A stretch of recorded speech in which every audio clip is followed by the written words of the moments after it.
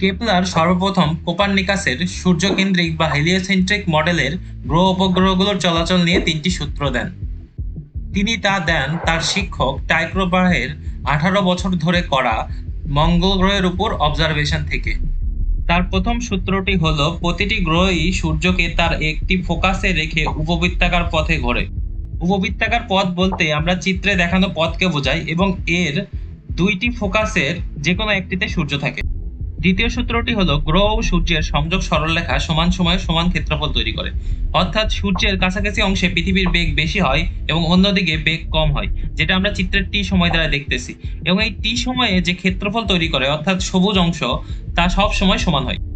চিত্র অনুযায়ী পৃথিবী এবং মঙ্গল গ্রহের একবার প্রদক্ষিণ করতে যে টাইম লাগে তা হলো পর্যায়কাল, যথাক্রমে T2 এবং T1। এবং সূর্য থেকে গড় দূরত্ব যদি R2 এবং R1 হয়, তাহলে তৃতীয় সূত্র অনুযায়ী T² সমানুপাতিক R³